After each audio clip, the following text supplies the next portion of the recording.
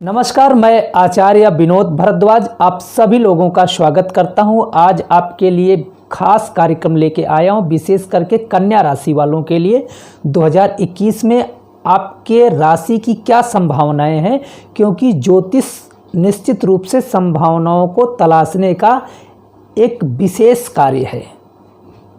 ज्योतिष के अनुसार अपने आने वाले समय को हम देख सकते हैं, उस लक्ष्य पे लग करके अपने कार्यों को सफल बना सकते हैं।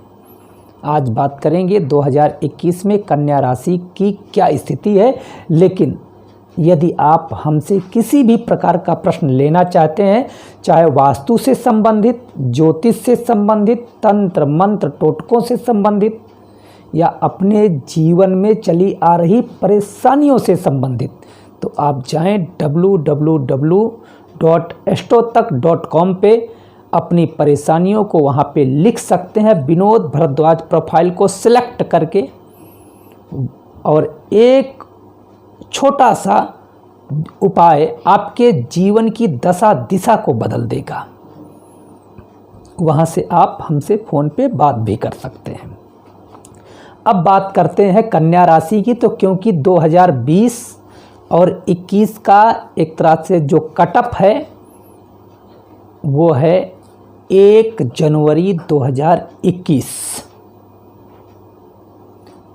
हमारा ईसवीय सन नहीं है, लेकिन ईसवीय सन में हम लगभग 99% कार्यों को करते हैं, तो इसमें भी ज्योतिष से संभावनाएं खोजना बेहद आवश्यक है। इस ईसवीय सन का नव वर्ष जो है, इसमें हमारे स्टार क्या कहते हैं, क्योंकि 1 जनवरी 2020 को दिन होगा शुक्रवार, वैभव का प्रतीक है। नक्षत्र होगा पुख्य, क्योंकि पुख्य के लिए कहा गया है सर्वा श्रेयकरी पुख्य।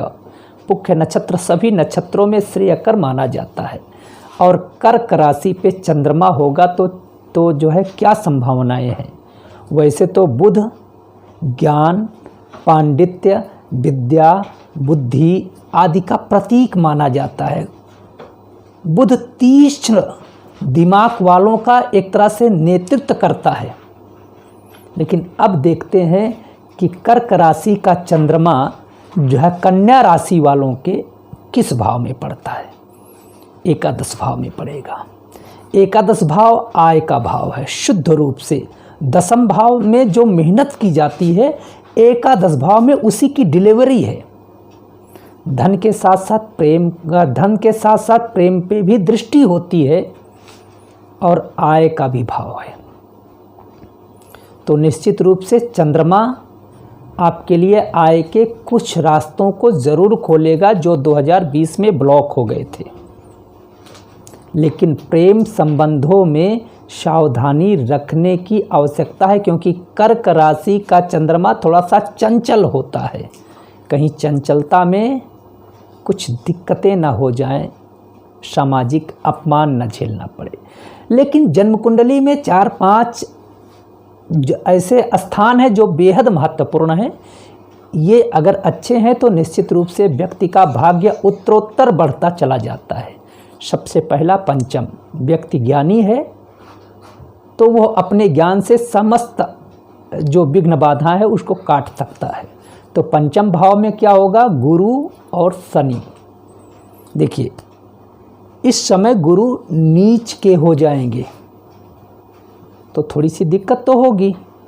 लेकिन अपने लोग अब सप्तम भाव पे आते हैं। सप्तम भाव बेहद महत्वपूर्ण है, क्योंकि सप्तम भाव आपके दाम्पत्य जीवन का भाव है।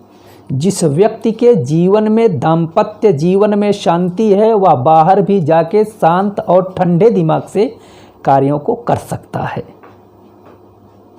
अब आते हैं नवम भाव। नवम भाव भाग्य का है, क्योंकि निश्चित रूप से व्यक्ति, चाहे मैं हूँ चाहे आप हैं, सभी लोग कार्य करते हैं। लेकिन भाग्यम फलतु सर्वदा न च विद्या न पौरुषम, कहीं कहीं ये लागू हो जाता है। क्योंकि भाग्य का सहारा होता है तो व्यक्ति बलवान और निश्चित रूप से छलांग लगाता हुआ अपने अंतिम लक्ष्य पे पहुंच जाता है। एकादश भाव आपके आय का भाव है।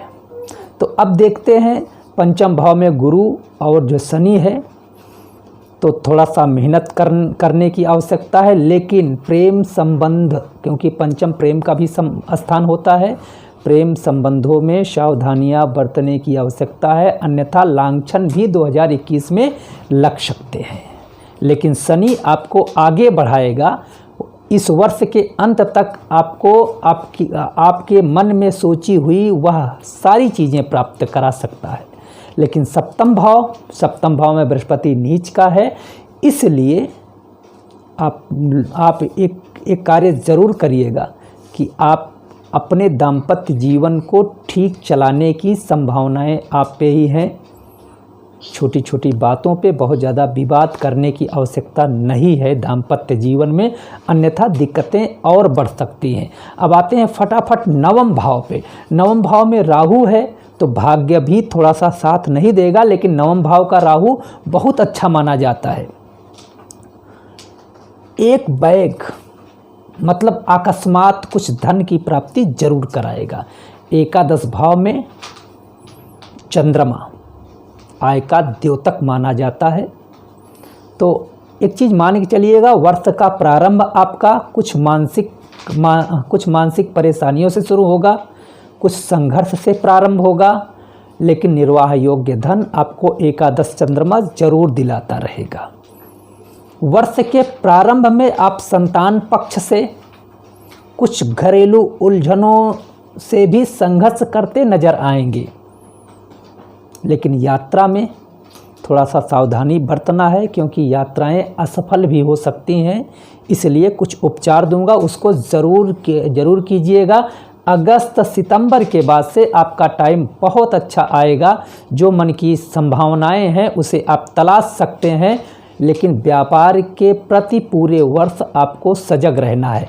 अब आप सुनिए क्या क्या उपाय कर सकते हैं। बुधवार को मूंग का आप दान करेंगे तो स्वास्थ्य उत्तम होगा। और स्वास्थ्य के लिए भगवान शिव को कच्ची आप जो लस्सी भी अर्पण कर सकते हैं। स्वास्थ्य उत्तम होगा तो सब कुछ अच्छा होगा। गुरुवार के दिन आप हल्दी का टीका लगाएंगे तो बृहस्पति आपको ऊपर ले जाएगा, ऊपर जो उठाएगा आपके व्यवसाय में, आपके कार्य क्षेत्र में, हर जगह। साथ ही साथ थोड़ा सा एक कार्य और करना है। शनिवार के दिन शनि भगवान पे अपने सर से उल्टा घुमाते हुए 7 बार शनि को तेल चढ़ाएंगे तो समस्त व्याधियां दूर होंगी। जीवन की समस्त दिक्कतें इस साल की दूर होंगी। बड़ों का आशीर्वाद लेते रहें। पूरे साल माता दुर्गा का आप पूजन करें, शिवलिंग पे अभिषेक करें और गाय को चारा देते रहेंगे तो 2021 आपके सपनों का साल होगा। सारी चीज़ें आपके पक्ष में होती चली जाएंगी, क्योंकि कहा गया है जिनके स्टार अच्छे होते हैं उनके जीवन में खूब खुशियाँ आती हैं। मित्रों, यह कार्यक्रम यदि आपको अच्छा लगा है तो कमेंट ज़रूर करिएगा। आप लोगों का बहुत बहुत धन्यवाद। नमस्कार।